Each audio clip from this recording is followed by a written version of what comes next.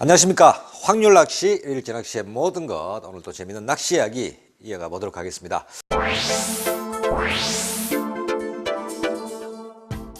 자, 지난 시간에 했던 그림을 제가 지우지 않고 있는 이유, 자, 6m권, 6, 8m의 얕은 수심층과 반대로 한 12m 정도가 되는 깊은 수심층에서는, 자, 6m하고는 틀리게 얕은 수심층에서는 이 찌멈춘 고무가 눈으로 들어가는 걸 확인할 수 있었으므로 약 6에서 7m 수심층에 본인의 채비, 바늘이 머무는 위치를 거의 정확하게 파악을 할 수 있었는데 말이죠. 자, 한 15m 들어가다 보니까 찌멈춘 고무가 계속 들어가는 겁니다. 그렇다고 목줄의 길이를 뭐 7m, 8m까지 줄 수는 없는 이야기죠. 자, 그때부터 자신감을 조금 잃게 될 수 있습니다. 자, 분명히 한 6, 7m 정도 채비가 들어가 있을 것이야. 그까지는 파악을 했는데 그 다음부터 7m, 8m, 9m, 10m 들어가면서부터는 매듭과 방구슬이 없는 전유동 채비에서는 본인의 채비가 어디쯤 가고 있는가 확신이 점점 떨어지게 되고, 자, 그렇게 입질이 금방금방 이어질 것 같으면 입질에 따른 믿음이 가질 수 있을 텐데, 입질까지 없고 자부조차 물지 않는다면 에이, 안 돼, 반유동 채비로 바꿔야 돼 하면서 1호찌나 1.5의 무거운 채비를 달게 되는 것이 우리가 낚시를 하면서 자주 겪게 되는 그런 상황이었죠. 자, 여기서 조금 깊은 12m의 수심층까지도 전유동 채비를 보다 효과적으로 본인 스스로 자신감을 가지고 믿음을 가지고 진행할 수 있는 방법을 하나 소개해 드리도록 하겠습니다.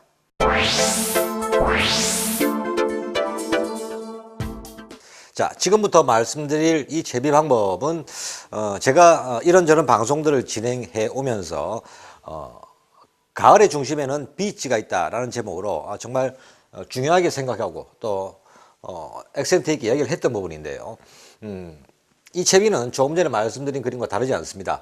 가을 감성돔을 대상으로 하는 전유동 채비이기 때문에 B찌를 사용을 했습니다. 물론 부력이 조금 많이 남아있는 제로찌나 G2찌를 사용하셔도 무방합니다만, 제가 생각하는 바다 환경, 가을에 한 20번 정도 낚시를 간다면 그 20번 중에 80% 이상은 이 B찌만 가지고 약 6에서 많게는 12m 수심층까지를 공략하는 데 있어서 가장 효과적인 찌가 아닌가 해서 B찌에다 기준을 잡고 있습니다. 자, 똑같은 전유동 채비에서 이 방구슬과 매듭이 들어갔죠. 이 매듭과 방구슬이 들어가면 이게 어떻게 전유동 채비냐? 이것은 반유동 채비다. 맞습니다. 채비의 구성은 B찌, 가벼운 채비를 사용한 반유동 채비가 될 수 있습니다. 하지만 매듭과 방구슬은 보험이라고 생각하시고 본인의 채비를 운영하는 것은 전유동 형태로 운영을 하시는 거죠. 자, 수면과 바닥입니다. 자, 전체 수심이 약 12m 정도로 아주 깊은 수심을 보이게 되겠죠. 자, 12m라고 가정을 하고 절반은 6m가 될 것입니다. 이 채비를 캐스팅하고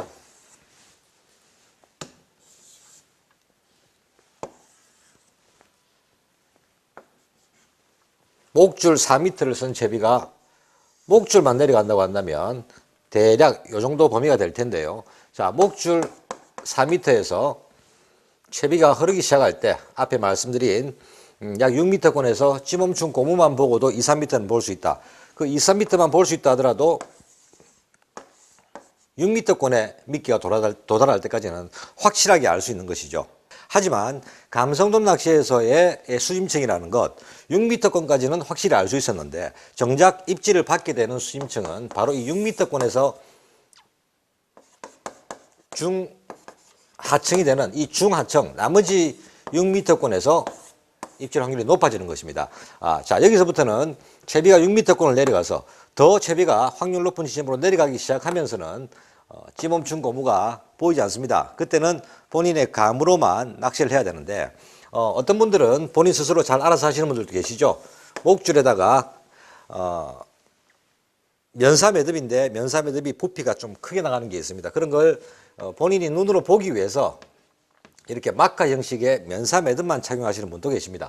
자, 이 방법도 좋은 방법이죠. 면사 매듭을 전체 12m 수심에서 약 12m 혹은 채비라는 게 가벼운 채비가 물에 들어가면 약간 각이 지기 때문에 약 14m 정도의 면사 매듭, 눈으로 확인할 수 있는 마카를 착용을 하시고 이 면사 매듭이 찌에 닿는 순간 채비가 지금 어느 정도 확보됐을 것이다 라고 판단하시는 것도 아주 좋은 방법입니다. 하지만 제가 권해드리고 싶은 것은 반유동 형태처럼 이 방구슬과 매듭, 자 여기는 방구슬 채비와 반유동 채비와 같이 방구슬도 착용을 하시고 매듭도 적용을 해서 채비는 반유동 채비를 하고 있지만 본인이 운용하는 것은 전유동 형태의 채비를 운용하신다고 생각을 하시는 겁니다. 자 그렇다면 약 12m의 수심에서 이 매듭과 방구슬 위치를 어디다 둘 것인가? 저는 10%만 더 해라고 말씀을 드리고 싶습니다. 자 우리가 가을에 만나는 포인트 환경들 거의 뭐 조금 빠른 조류에서는 12m 수심에 채비가 안정됐을 경우, 채비가 12m의 매듭이 들어가 있을 경우 이렇게 대각선이 지면서 중천까지 뜰 수도 있지만 대부분의 아주 적당한 조류가 흐르고 있다면 12m 수심에서 약 10%를 더해서 13.5 정도의 매듭을, 자 바늘 끝에서 매듭까지의 거리가 12m 수심에서 13.5 정도의 매듭을 주신다면 찌가 매듭에 닿았을 경우 수심이 들어가면서 거의 바닥층에서 바닥에서 약 2m 혹은 2, 3m를 넘기지 않는 이 중하층에 채비가 머물 확률이 아주 높은 것이죠.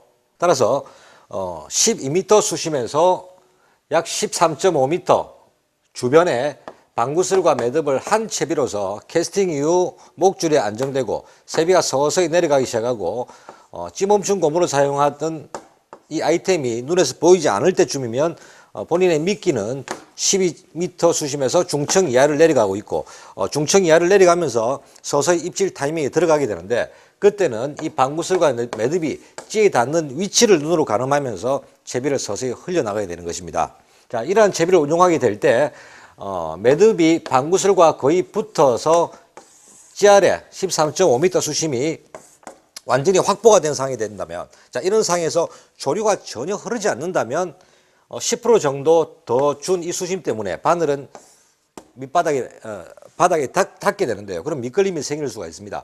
조류가 전혀 흐르지 않는다면 안정이 되고 목줄 전체가 채비가 서서히 조류가 흐르지 않기 때문에 일자처럼 딱 됐다고 생각하시면 한 2, 3m 채비를 쭉 뽑았다가 놓아주는 동작만으로도 바늘에 달린 미끼는 2, 3m 뽑았다가 서서히 내려갔다가 2, 3m 뽑았다가 내려갔다가 이런 모양을 반복하면서 바닥과 중하층을 아주 효과적으로 공략하고 확률을 높일 수 있는 것이죠. 자, 반대로 조류가 어느 정도 흐르고 있는 상황이라면 채비의 각이 약간 이렇게 비스듬해진다고 보고 그러면 10% 정도 더 준 이 수심이 바닥에 미끌림을 피하면서 12m지만 13.5m 정도의 수심을 줬기 때문에 바닥에 미끌림을 피하면서도 적절하게 이 같은 공간이 중하층을 공략할 수 있는 겁니다. 또한 이 상황에서도 놓아주고 잡아주고 또 혹시 뽑아주는 그런 견제를 하게 되겠지만 방구슬과 매듭이 들어가 있기 때문에 이 매듭과 방구슬이 붙은 이후부터는 흡사 반유동 채비처럼 조금 꾼의 긴장감을 덜하면서도 중하층의 감성돔 입질을 받는데 확률을 높이게 되는 것입니다. 자, 이러한 채비로서 약 2회, 3회, 4회 낚시를 다니시면서 비슷한 환경에서 채비 운용을 조금만 익숙하시게 되면 어느 순간부터는 이 매듭이 없더라도 본인이 내 채비가 12m 수심에서 중하층에 머물고 있다 정도는 서서히 판단하게 되시는데요. 물론 판단할 시기가 되더라도 저 역시도 요즘 같은 환경에서는 방구슬과 매듭을 꼭 사용을 하고 찌는 빗지, 이 채비가 되겠죠. 이런 채비에 매듭과 방구슬을 대부분 필드에서 사용을 합니다. 그 이유는 바로 이 확률을 높이기 위한 것이죠.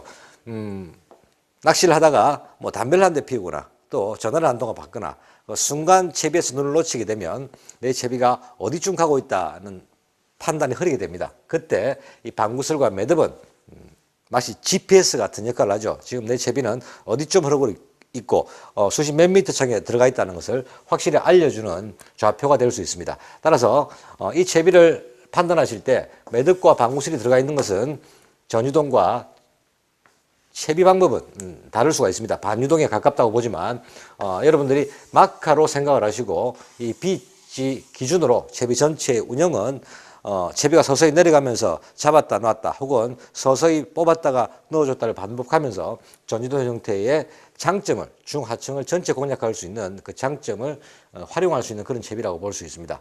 자, 오늘은 여기까지 말씀드리고요. 다음 시간은 조금 더 현장감 있게 실제 갯바위에서 채비를 운용하는 방법, 그 상황에 대한 이야기로 이어가 보도록 하겠습니다. 오늘은 여기까지입니다.